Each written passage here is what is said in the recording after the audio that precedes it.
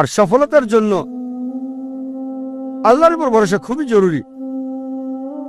আল্লাহ কোরআনে বলেন সূরা আল ইমরান অধ্যায় 3 আয়াত 160, যদি আল্লাহ চান কেউ পেছনে ফেলতে পারবে না, আর তিনি সাহায্য না করলে কে আছে এমন যে সাহায্য করবে? আর মুমিন লোকগণ কেবল আল্লাহর উপরে ভরসা করেন। আল্লাহ বলেন সূরা আনকাবুত অধ্যায় নম্বর 29 আয়াত নম্বর 69 যে যদি চেষ্টার সংগ্রাম করো আল্লাহ সুবহানাহু ওয়া তাআলার পথে তিনি পথ খুলে দেবেন। আল্লাহ আরো বলেন সূরা নাহাল অধ্যায় 17 আয়াত 43 এবং সূরা আম্বিয়া অধ্যায় 21 আয়াত 7, ফাসআলু আহলে যিকরি ইন কুনতুম লা তা'লামুন। যদি তোমরা না জানো তাকে জিজ্ঞেস করো যে জানে, তার কাছে যার জ্ঞান আছে। তাই সফলতার জন্য প্রথম আল্লাহর উপর ভরসা, দ্বিতীয় হচ্ছে চেষ্টা করা, সাধনা করা আল্লাহ সুবহানাহু ওয়া তাআলার পথে, তৃতীয় হচ্ছে যে জানে তাকে জিজ্ঞেস করা। পরিকল্পনাটাও জরুরি, গন্তব্য থাকাটাও জরুরি। আর আমরা যখন পড়ে দেখি ম্যানেজমেন্ট গুরু বই, অনেক গন্তব্য নির্ধারিত আর সেটা তারা দিয়েছে।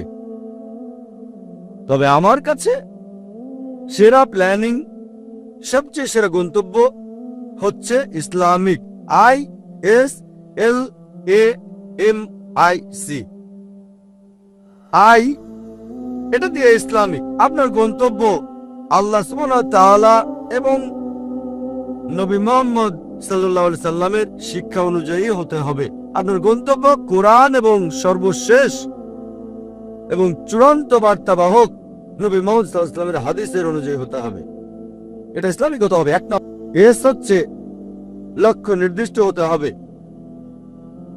স্পেসিফিক হতে হবে, অস্পষ্ট হবে না। আরেকটা উদাহরণ দিচ্ছি। ধরেন একজন শিক্ষক ছাত্রদের ধনুবিদ্যা সম্পর্কে শিক্ষা দিচ্ছেন, আর ছাত্রদের বললেন,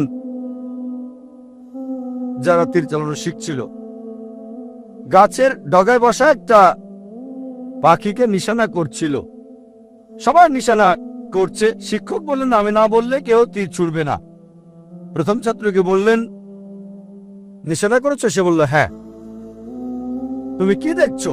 সে বলল বন দেখছি, গাছ দেখছি, পাখিটাকেও দেখছি।